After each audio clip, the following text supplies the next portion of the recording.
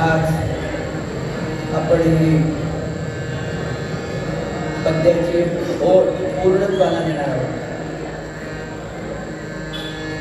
देवाचे द्वारी विभाग क्षणभर येणे मुक्ती चारी साधी. काल म्हटल्याप्रमाणे ही ओळ खूप महत्वाची वाटली. पूर्ण अभंगाचा गाभा आहे, प्राण आहे असं मला वाटलं. म्हणून हे 4, 5, 6 दिवस या ओळीवरच मी घेतले. आणि माझी सोय थोडीशी तुम्हाला माहित आहे, पाठांतर जास्त करण्याची गरज नाही. एका अभंगावर चाललेला आहे. तिची कृपा आहे, आपले प्रेम आहे. 4 मुक्ती आपण घेत आहोत. आज 3री आणि 4थी घेणार आहोत. सलोकता झाली, समीपता झाली, जवळ जाणं, देवाच्या गावी जाणं, देवाच्या जवळ जाणं. आणि आज आपण बघणार आहोत देवासारखं होणं आणि देवच होणं. स्वरूपता म्हणजे देवासारखं, देवासमान. आणि सायुज्यता म्हणजे देवच होऊन जाणं. आता बघितलं तर जवळ जवळचे वाटतात. 4ही मुक्ती जवळच्या आहेत, एकाच अर्थाच्या आहेत असं वाटतात, पण तसं नसून त्याच्यामध्ये फरक आहे. स्वरूपता देवासारखं होणं आणि देव होणं. इंग्रजीमध्ये ग्रामरमध्ये शिकवलं जातं, मी शिकवलेलं आहे. Metaphor and simile comparisons. Metaphor म्हणजे त्याच्यासारखं असं नाही म्हणायचं. सिमिली म्हणजे त्याच्यासारखं, घोड्यासारखं. तो कसा धावला? घोड्यासारखा धावला. सिमिली. आणि तो धावताना घोडाच होता. He was a horse in race. म्हणजे त्याला घोडाच गेला. ते मेटाफॉर.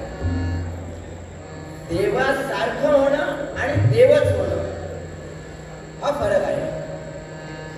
आपले राष्ट्रसंत रामदास स्वामी महाराज आपल्या समासामध्ये सांगतात. योगायोग तुम्हाला सांगावा म्हणून सांगतो मी थोडक्यात. तिची कृपा आणि भगवंताची कृपा आहे.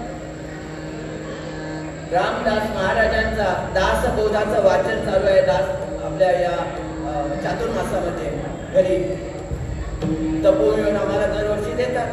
वाचन संस्कृती टिकली पाहिजे म्हणून. समास उघडला, तो चालू असलेला समास उघडला मात्र आत्मदर्शनाचा त्याच्यात ही सायुज्य भक्ती, स्वरूपता, सलोकता हे सगळे त्याच्यात येत आहेत त्या समासामध्ये. आणि त्यामुळे रेडीमेड मिळालं तिकडे, म्हणजे शोधावं लागलं नाही, रेफरन्स जास्त करावा लागला नाही. रामदास स्वामी महाराज त्याच्यात सांगताय, आत्मनिवेदनाचे अंती, आत्मनिवेदनाचे अंती, जी का घडली दृढ भक्ती, आत्मनिवेदनाचे अंती, जी का घडली दृढ भक्ती, तै नाम सायुज्य मुक्ती, हे जाणावे सत्य. स्वामी महाराज सांगतायत, राष्ट्रसंत, गेल्या वर्षी आम्ही नवविधा भक्ती बघितल्या, त्याच्यातली शेवटची भक्ती आत्मनिवेदन. परमेश्वरात समोर बसायचं आणि माझ्या मनातलं, हृदयातलं जे काय असेल ते परमेश्वराला सांगायचं, त्या भगवतीला सांगायचं, साधेरी मातेला सांगायचं, मनातलं सगळं मोकळेपणाने. आणि ती ऐकते आहे ते आत्मनिवेदन शेवटची भक्ती, शेवटचा प्रकार. राष्ट्रसंत रामदास स्वामी महाराज सांगतात, आत्मनिवेदनाचे अंती, जे का दृढ झाली भक्ती, ही भक्ती जी आहे आत्मनिवेदन स्वरूप भक्ती, तिचंच नाव सायुज्य मुक्ती, शेवटची पायरी. म्हणजे तू भगवंताकडे पोहोचलास, भगवंत स्वरूप झालास, भगवंतच झाला असा त्याचा अर्थ. कारण देव आणि भक्त हे एकमेकांमध्ये ज्यावेळी विलीन होतात, समरस होतात, त्यावेळी त्यांच्यामध्ये आणि फरक नसतो. देवाशी ओळखण्या गेलो, देव होऊनच आलो. देव भक्ताचे अभक्त तेथे मुळीच नाही फरक. देव आणि भक्त अभक्त आहेत ते, म्हणजे विभक्त त्यांना करू शकत नाही. अशा प्रकारची सायुज्य आणि मुक्ती ही शेवटची पायरी आहे भक्तीची. त्यामुळे देव आणि भक्त एक रूप होतात असं त्याने म्हटलेलं आहे. वास्तविक हे सगळं करण्यापूर्वी सगळं जो एक्सरसाइज करावा लागतो, सगळं ते कष्ट करावे लागतात, पूर्ण चित्त शुद्ध करून जी परमेश्वराची भक्ती करावी लागते ती आपण मागच्या निरूपणामधून बघितलेले आहे. त्याशिवाय ही पायरी गाठता येत नाही असं संतांचं म्हणणं आहे. पण संतांचं म्हणणं आहे तिथे जायचं असेल तर माणसासारखा हो, नाही माणूस होऊन जा. परमेश्वराने तुला मन दिलं आहे, बुद्धी दिली आहे, चित्त दिलेले आहे, भावना दिलेल्या आहेत. 4 पायांच्या प्राण्यामध्ये आणि आमच्यामध्ये फरक आहे. धर्म आहे आमच्याकडे. आमचा जो धर्म, मानव धर्म आहे, मनुष्याचा धर्म जो आहे तो प्रामाणिकपणे पाळ आणि तू तुझं जीवन सार्थ केला तरच ती शेवटची पायरी सायुज्य भक्ती किंवा स्वरूपता देवाकडे जाण्याची ती तुला साध्य होईल. राष्ट्रसंत आणि जगद्गुरु तुकाराम महाराज आपल्या एका अभंगात सांगतायत,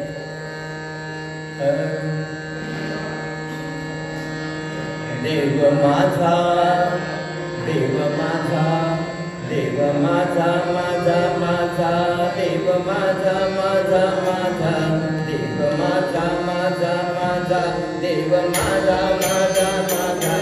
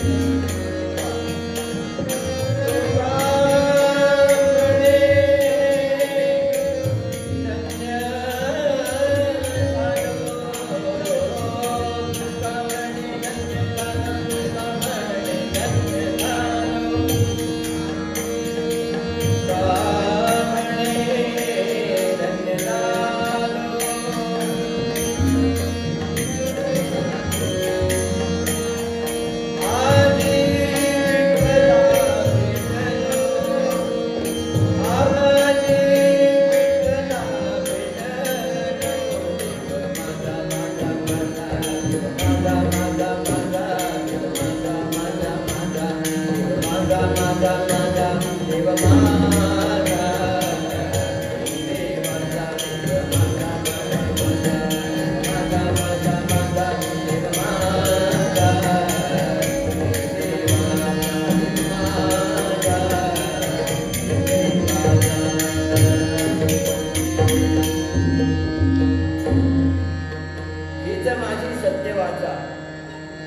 राष्ट्रसंत जगत गुरु तुकोबाराय म्हणताय, देव माझा मी देवाचा हीच माझी सत्य वाचा. देव पाहायासी गेलो, देव होऊन आलो. देवाला बघण्यासाठी गेलो, देवाचं दर्शन घेण्यासाठी गेलो, पण झालं काय? देवच होऊन मी परत आलो. एवढी तादात्म्य पावले, तद्रूप झाले एकमेकाशी, समरस झाले देव आणि भक्त. आणि त्यामुळे मी धन्य झालो संत म्हणताय की आज विठ्ठल भेटल, विठ्ठलाला भेटलो, विठ्ठलाची भेट झाली, भगवतीची भेट झाली, त्या परमात्म्याची भेट झाली आणि मी धन्य झालो. संत सज्जन हो, आपल्या जीवनामध्ये ज्यावेळी भगवंताची भेट आणि दर्शन आपल्याला खऱ्या अर्थाने घडेल. पूर्वीचे दिवस वेगळे होते. भक्त ध्रुवाला प्रसन्न झाला, भक्त प्रल्हादाला देव प्रसन्न झाला, सगळ्यांना त्या प्रसन्न झाला. आता तसा काय देव मला तसा प्रसन्न होईल असं सांगता येत नाही. विश्वास ठेवला तर तसाही प्रसन्न होऊ शकतो. अनुभव आहे माझा वेगळ्या अर्थाने, प्रत्येकावर डिपेंड आहे. प्रत्येकाची भक्ती ज्याप्रमाणे, प्रत्येकाचं काम ज्याप्रमाणे, प्रत्येकाचे कष्ट आणि श्रम देवाच्या दिशेने ज्याप्रमाणे, देवत्वाच्या दिशेने ज्याप्रमाणे, त्याप्रमाणे देव त्याला दर्शन देणार आहे. फक्त आपली दृष्टी असली पाहिजे की देवाची सृष्टी बघण्यासाठी आणि देवाचं स्वरूप बघण्यासाठी. आणि म्हणून देवाच्या दारी उभं राहिल्याशिवाय हे शक्य नाही. क्षणभरी म्हणजे जन्मभर, म्हणजेच प्रत्येक क्षणोक्षणी.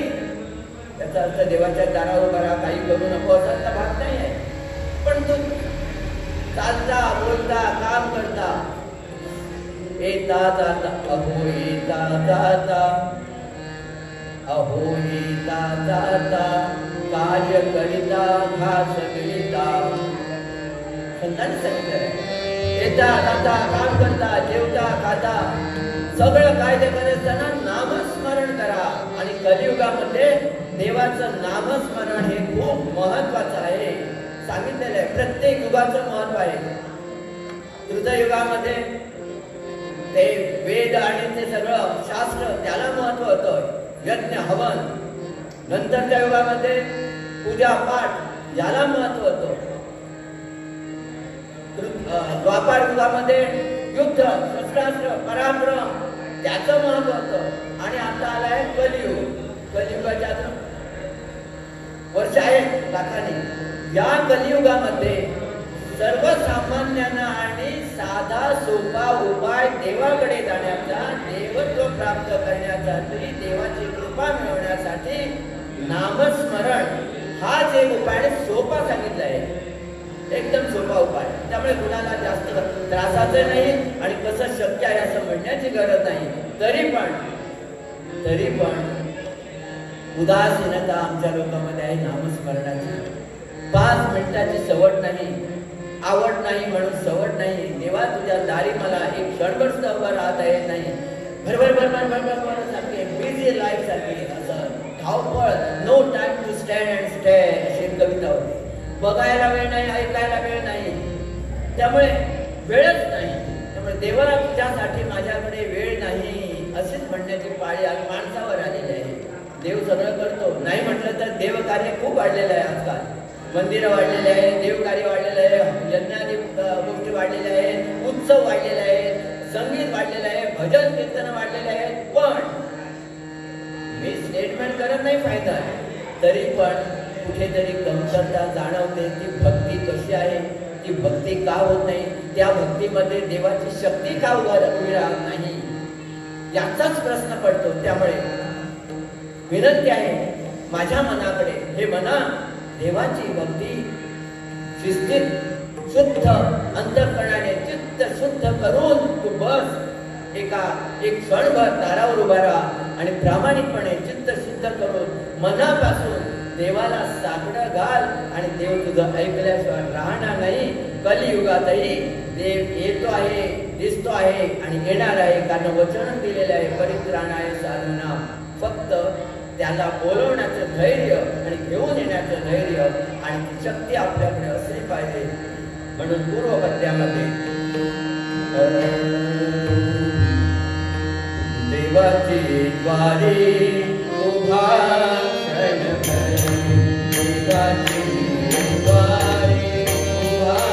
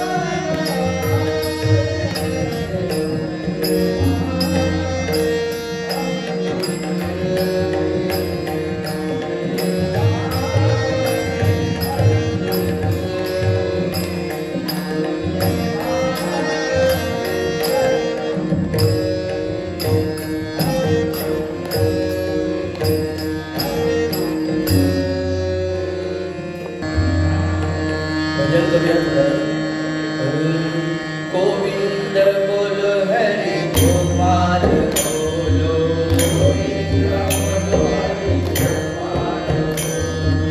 गोविंद बोलो हरि गोपाल बोलो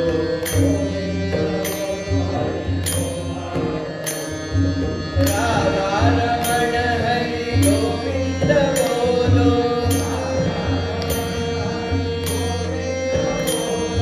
राधा रमण हरि गोविंद बोलो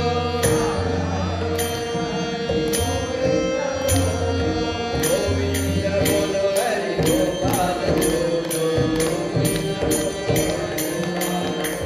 गोविंद बोलो हरि गोपाल बोलो राधा रमण हरि गोविंद बोलो राधा रमण हरि गोविंद बोलो गोविंद बोलो हरि गोपाल बोलो गोविंद बोलो हरि गोपाल बोलो गोविंद बोलो हरि गोपाल बोलो भगवान श्री गोपाल कृष्ण महाराज की जय राधे माता की जय।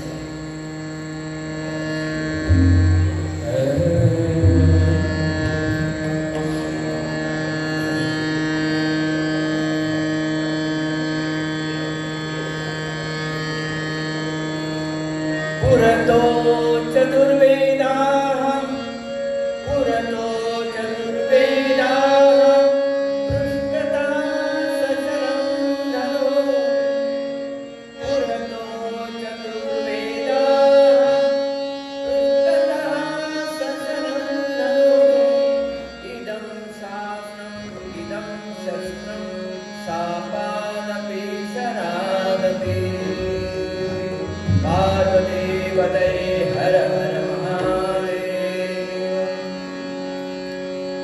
सुभाषितकार या सुभाषितामध्ये आणि आपल्या संस्कृतीचं हे ब्रीद आहे इदम शास्त्रम इदम शस्त्रम शापादपि शरादपि म्हणजे केवळ आम्ही भगवंताची भक्ती टाळ वाजून करायला शिकवत नाही किंवा आम्ही करत नसतो त्या टाळामध्ये देवाची शक्ती असते गरज पडली तर ते टाळ सुद्धा शस्त्र होऊन उभ्या राहू शकतात कारण आपल्या देवदेवतांच्या हातामध्ये शस्त्रच आहे कुणीतरी मागे म्हटलं पांडुरंग एक असा आहे विठ्ठल पंढरपूरचा की त्याच्या बिचाऱ्याच्या हातात शस्त्र नाही तो काय शब्द माहिती मला पण तो असं शस्त्र घेत नाही सगळ्यांना सेक्युलर शस्त्र असलं ही कुणाच्या विरोधात शस्त्र आहे असा त्याचा अर्थ होतो अरे स्वरक्षणासाठी जर शस्त्र घेतलं तर विरोध करण्याचा गरज नाही माझ्या रक्षणासाठी मी शस्त्र धारण केलेलं आहे भगवंताने आपापल्या हातात त्या त्या भगवंताने तिची शस्त्र धारण केलेले आहे आयुध धारण केलेले आहे श्रीकृष्ण भगवंताने चक्र घेतलेलं आहे कोणी गदा घेतलेलं आहे कोणी धनुष्यमान श्रीरामाने घेतलेलं आहे देवीच्या हातामध्ये आहे शस्त्र देवळामध्ये सगळी शस्त्र आहेत देवीच्या हातात देवाच्या हातात देवाधिकाच्या काय आहे इदम शस्त्रम इदम शास्त्रम शापादपि शरादपि शस्त्राच्या आधारावर युद्ध करायला आला तर धर्मासाठी न्याय नीतीसाठी आम्ही शस्त्राने युद्ध करतो आणि शास्त्र घेऊन आला पोथी धर्मशास्त्र वगैरे वगैरे वादविवाद सुसंवाद विवाद म्हणू नये त्याला सुसंवाद चर्चा डिबेट अशाने आला तर आम्ही चर्चा करायलाही तयार आहोत पण आमचं शास्त्र कसं आहे आम्ही मागे नाही पुढे पण जर आम्हाला शस्त्राचा घात दाखवाल न्यूक्लिअर बॉम्ब आहे आमच्याकडे एटॉम बॉम्ब आहे आमच्याकडे म्हणून जर भीती घाला तर आमच्याकडेही आहे सगळं खलास करून टाकी हे सांगण्याची ताकद आपल्या या शास्त्रामध्ये आपल्या या धर्मामध्ये संस्कृतीमध्ये आहे कुणाच्या विरोधात नाही कुणाला मारण्यासाठी नाही स्वसंरक्षणासाठी रक्षणासाठी आणि देव देश आणि धर्माच्या रक्षणासाठी ताकद असलीच पाहिजे लातो का भूत बातों से नाही मानता काय सुनता काय ते. त्यानं त्याच्याच शब्दात आणि त्याच्याच भाषेत उत्तर दिलं पाहिजे. हवेतलं युद्ध हवेतच खेळलं गेलं पाहिजे. विमानं पाहिजे तशी फायटर्स प्लॅन. समुद्रातला समुद्राच्या पाठीवर नौका पाहिजे आपल्या. जमिनीवरून तर जमिनीवरून सगळी सुसज्जता पाहिजे. हे सुभाषित आपल्याला असं सांगत आहे. आणि हे पूर्णपणे आपल्या देवादिकाने ज्या महाविष्णूने अवतार धारण केले, दशावतार, या महाविष्णूने या भगवंताने हे सिद्ध करून दाखवलेले आहे. त्यामुळे भिण्याचं काही कारण नाही. आम्ही कोणाच्या विरोधात नाही, मारण्यासाठी. आज 6वा दिवस भगवान परशुरामाचा. भगवान परशुरामाच्या एका खांद्याला बघितलंय, एका खांद्यावर धनुष्यबाण आहे, दुसऱ्या हातात परशु आहे. असं त्याचं चित्र आहे. का? केवळ मारण्यासाठी का? नाही, प्रसंग झाला होता धर्माचं रक्षण करण्यासाठी, धर्माची पुनर्स्थापना करण्यासाठी शस्त्र हातात घ्यावंच लागलं. आणि परशु भगवान परशुरामाने मिळवलं होतं महादेवाला. त्याचा आशीर्वाद झालं का? या रामाचा जन्म झाला इंदोरला. इंदोर हे शहर मध्य प्रदेशामध्ये आहे. तिकडे एक स्थान आहे आणि टेकडी आहे. त्या टेकडीवर जमदग्नी ऋषींचा आश्रम, जमदग्नी म्हणून या परशुरामाला जामदग्नी असंही म्हणतात.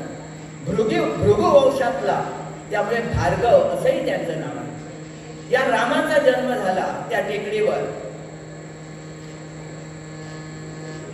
लहानपणाचं ब्राह्मण, लहानपणापासून सगळं ब्राह्मणाचं शिक्षण, ब्राह्मणत्व, कौरवत्य, पूजा पाठ, ध्यान धारणा, हवन, समिधा, फुलं, सगळं वेद पाठ, हे सगळं त्यांचं नृत्य, यजन आणि याजन, शिकणं आणि शिकवणं.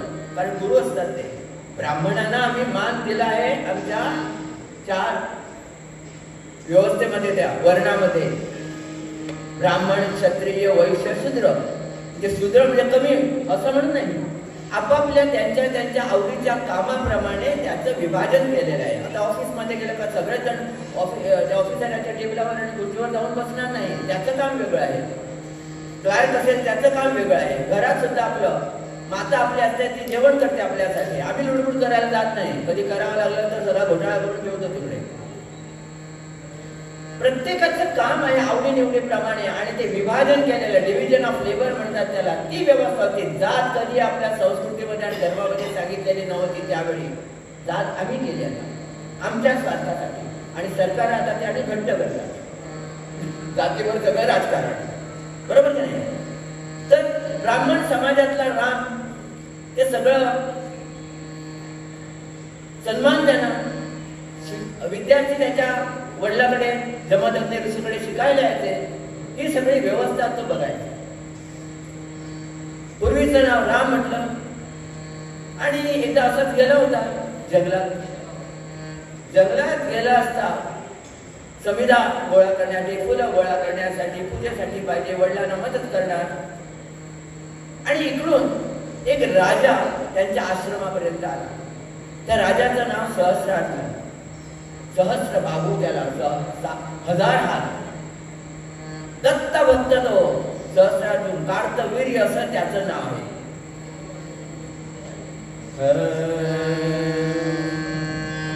साखी सांगते आहे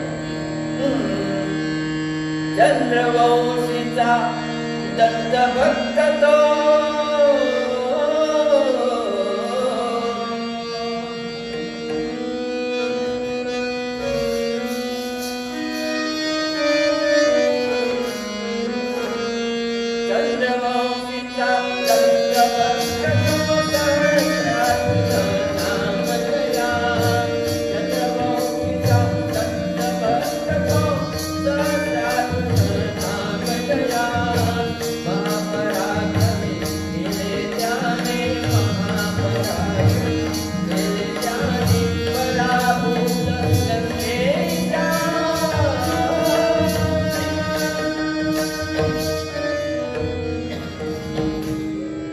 महापराक्रमी असा कार्तवीर्य म्हणजे सहस्रार्जुन, दत्तभक्त मोठा.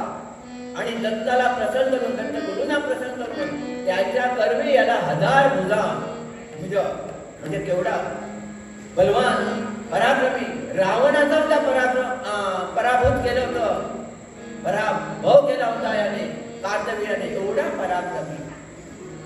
आता त्याची राजधानी महिष्मती नर्मदेच्या तीरावर ते भोपाळमध्ये म्हणजे मध्य प्रदेशामध्ये त्या राज्याचा राजा फिरता फिरता फिरता फिरता या आश्रमात आला जमदग्नी ऋषींच्या म्हणजे या रामाच्या वडिलांच्या.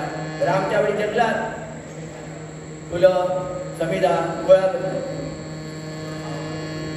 जमदग्नी ऋषीने आगत स्वागत केलं, राजा आलेला आहे. आणि एवढं नाही, भरपूर लवाजमा घेऊन आलेला आहे. राजा येणं म्हणजे काय, त्याचे सेवक नोकर मंत्री गण सगळे. वेळ दुपारची भोजनाची वगैरे याने आग्रह केला, विनंती केली जमदग्नीने, महाराज आलात आमच्या पर्णकुटीला, आमच्या आश्रमाला आपले शुभ पावलं लागलीच आहे, तर विश्रांती घ्या, जेवणाची व्यवस्था करूया. ऐकलं, थांबले. आता हा विचार करतो, एवढ्या लोकांची जेवणाची व्यवस्था हा गोसावड्या हा साधू कसं काय करणार. पण काही क्षणातच सगळी जेवणाची पूर्तता झाली. पंचपक्वान्न सगळ्यांचे ताट, सोन्याची ताट, काय ते चंदनाचे पाट, सगळे जेवणावळी पंक्ती. आणि याला जेवायचं विसरूनच गेला, झालंच कसं. शेवटी जेवण केलं त्याने आणि जमदग्नी ऋषींना विचारलं, महाराज विचारतो, राग धरू नका, हे कसं शक्य केलं तुम्ही, एवढं काय तुमच्याकडे व्यवस्था आहे. तर महाराज म्हणाला, खरं ते सांगतो, माझ्याकडे कामधेनू आहे, कामधेनू आहे, सगळी इच्छा पूर्ण करणारी माझी कामधेनू माता आहे माझ्याकडे, तिच्या कृपे करवी हे सगळं झालं. बघायला पाहिजे, बघितली कामधेनू कुठे आहे. कामधेनू समुद्र मंथनातून आलेले वगैरे सांगितलंय. कामधेनूला बघितल्यावर राजाला असूया निर्माण झाली. म्हणाला, मी राजा आहे आणि या गोसावड्याकडे ही कामधेनू असायला पाहिजे, म्हणाल माझ्याकडे माझा अधिकार आहे. म्हणजे राजाला वाटतं सगळं जे काय माझ्याकडे असायला पाहिजे, याच्याकडे कशाला, हा लायक नाही त्याच्यात. ऋषीमुनी मला हे कामधेनू द्या, माझी इच्छा आहे ती मला माझ्याकडे असली पाहिजे. आणि म्हटलं, असं कसं करता येईल, मला ते परमेश्वरावर प्राप्त झालेले आहे, मी देऊ शकत नाही. नाही म्हणजे काय, मी घेऊन जाणार, मी राजा आहे, माझ्याकडे ताकद आहे, आम करे तो कायदा आणि सांगेन तो वेळ, तुम्ही ऐकलं पाहिजे, तुम्ही माझ्या राज्यातले जणू का नोकरच. काही केले ऐकत नाही आणि शेवटी रागाच्या घरात आश्रमाची वाट लावली त्याने, देत नाही म्हणून कामधेनू. आणि कामधेनू आपल्या पराक्रमावर बळाच्या आधारे कामधेनूला होडीत घेऊन गेलो. सहस्रार्जुन कार्तवीर्य बलाचा वापर करून मदांध झालेले हे राजे गेलं घेऊन. दुसऱ्याची वस्तू ती आपली कशी होईल, याला विकृती म्हणतात. सगळं भकास उजाड झालं. जमदग्नी ऋषीने मोठी आरोळी ठोकली, राम असेल तिकडून धावू दे. रामाला हात देत आहे, रामा रामा रामा मम सुता भावन ये झडकरी. रामा रामा मम सुता भावत ये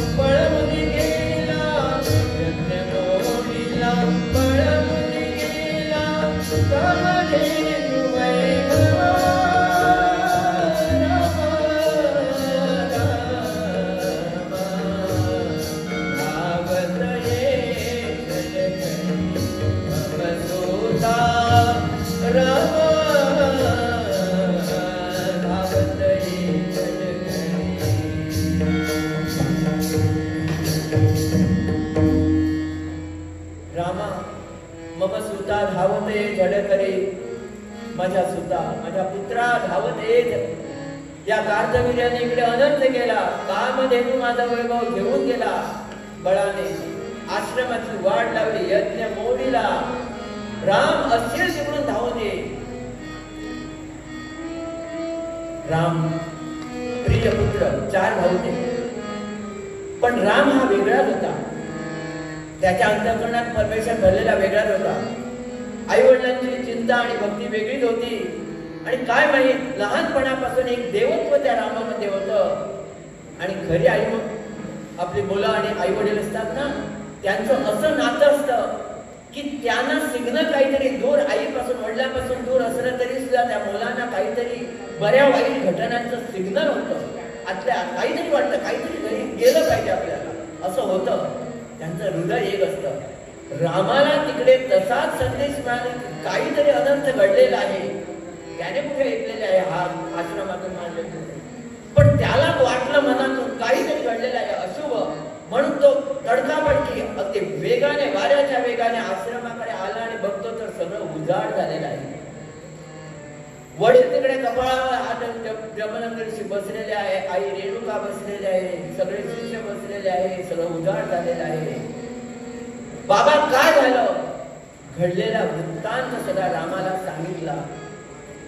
हे ऐकल्याबरोबर राम उठून वारायला आणि जे परमेश्वराने म्हणजे महादेवाने त्याला परशु दिला होता तो परशु हातात घेतला आणि त्याने प्रण केला, संकल्प केला. त्या कार्तवीर्याला म्हणजे सहस्रार्जुनाला मी काय तो धडा शिकवेन. माझ्या वडिलांच्या अपमानाचा मी सूड घेईन. आणि निघाला. गेला महिष्मती राज्यामध्ये गेला. कार्तवीर्याच्या हजारो पुत्र त्याचे त्या राजाचे सांगतात कथा. त्याला सहस्र बाहू म्हणजे बलवान पराक्रमी. पण हा राम म्हणजे परशुराम, हातात परशु धरला म्हणजे परशुराम. याने त्याचा निपात केला. सहस्रार्जुनाला मारून टाकलेला आहे. ते येतील त्यांनाही मारलेला आहे. आणि आपल्या वडिलांचा आणि सूड उगवलेला आहे अपमानाचा. आणि गोमातेला कामधेनूला घेऊन आलेला आहे. झालं. आता तो आपल्या वडिलांना मारल्यावर ते थोडेच गप्प राहणार आहे. याने प्रण केला की मी नाही गप्प बसणार. आणि त्या दिवसापासून परशु हातात धरून थांबला. त्याचे हजारो पुत्र कार्तवीर्याचे आले हल्ला बोल. त्या सगळ्यांनाही यमसदनी पाठवलं. का तर त्यांनी येऊन जमदग्नीला मारलं जिवंत. त्यांच्या बापाला याने मारल्यामुळे त्यांनी येऊन जमदग्नीला. असं उलट सुलट ते चाललं असताना शेवटी परशुराम, भगवान परशुराम त्याने प्रतिज्ञा केली, संकल्प केला की या क्षत्रियांना आम्ही मारून टाकीन. ही पृथ्वी आहे ती निक्षत्रिय करीन असा प्रण केला. कारण हे अधम, हे माजलेले मुजोर क्षत्रिय जनतेचं रक्षण करायचं सोडून, जनतेचं कल्याण करायचं सोडून, जनतेचं रंजन करायचं सोडून स्वतःच्या स्वार्थासाठी जनतेला दुःखामध्ये लुटणारे, जनतेवर अन्याय करणारे, अत्याचार करणारे अत्याचारी राक्षस कुळातले होते. क्षत्रिय वास्तविक राक्षस कुळातले नाही. पण या क्षत्रियांना मी धडा शिकवणार आणि पृथ्वी निक्षत्रिय करून टाकणार असा संकल्प आणि परशुरामाने घेतलेला आहे. परशुराम म्हणताय पृथ्वी पृथ्वी ही अवधी करीन आता. पृथ्वी अवधी करीन आता. पृथ्वी अवधी करीन आता. क्षत्रिय विरहित पृथ्वी अवधी करीन आता. क्षत्रिय विरहित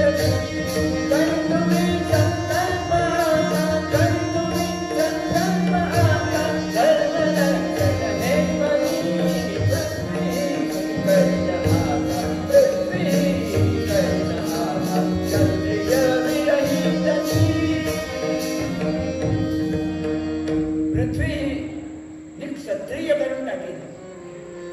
आणि असा प्रण केला, संकल्प केला रागाच्या घरात, कारण त्याला सहन झालं नाही. आणि त्याच्यात शास्त्र तेज होतं, ब्राह्मण कुळातला होता, पण शास्त्र ते युद्ध करण्याची त्याला क्षमता होती. पूजापाठ करणं एवढंच त्याने नाही केलं, त्यामुळे तो उभा राहिला आणि धर्म रक्षणासाठी मला हे शस्त्र आता हातात घ्यावं लागतं. आणि असं म्हणून त्याने 21 वेळा सगळ्या क्षत्रियांचा, या उद्धट अत्याचारी अनाचार करणाऱ्या माजलेल्या क्षत्रियांना मारून टाकलं. 21 वेळा मारलेला आहे, 21 वेळा. आणि पृथ्वी ही निक्षत्रिय, क्षत्रियच नाही, योद्धेच नाही पुढे ठेवले अत्याचारी. आणि मग सगळी भूमी काश्यप ऋषीला दान केली.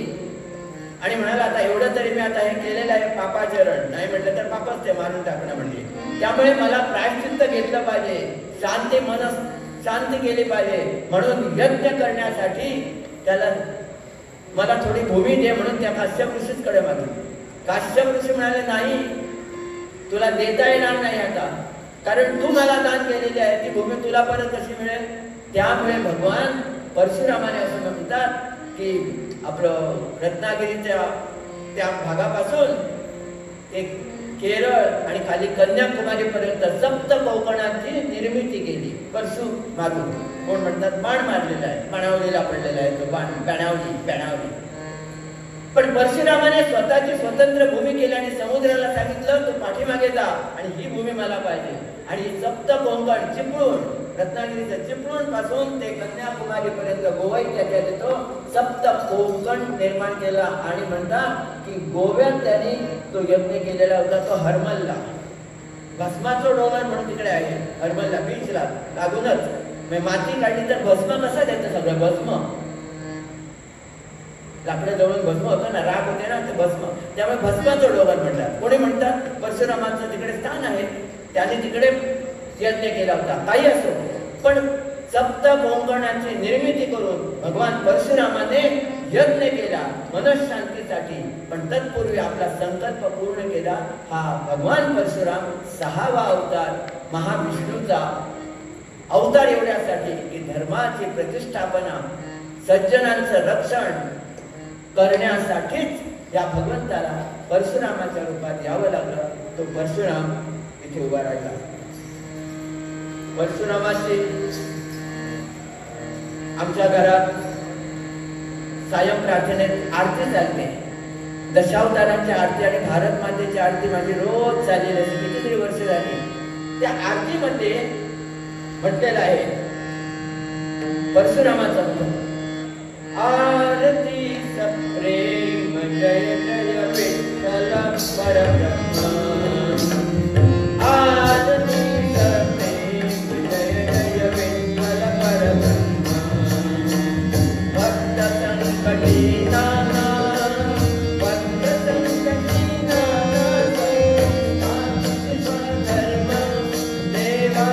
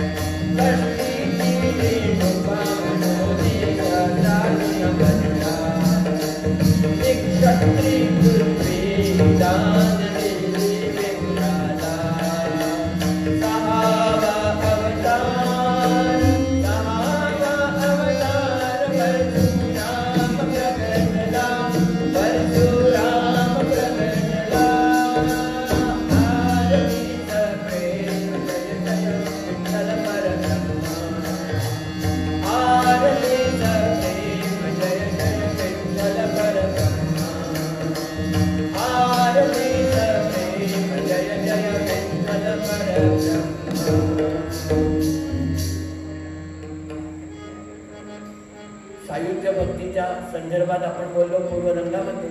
देवाकडे जाण्यासाठी त्याच्या दारावर राहून ती भक्ती केली पाहिजे, क्षणभर का असेना, आणि जीवनभर म्हणजे क्षणभर आपण ती केली. त्यावेळी परशुरामासारखे भगवान परशुरामाच्या रूपात परमेश्वराने अवतार घेऊन पृथ्वी तलावर या धर्माची स्थापना करण्यासाठी. म्हणून ज्ञानोबाराय आपल्या पूर्वपदामध्ये म्हणतात की जन हो सज्जन हो, देवाच्या द्वारी एक क्षणभर तरी राहा आणि या मोक्ष प्राप्तीचा तुम्ही लाभ घ्या. देवाची द्वारी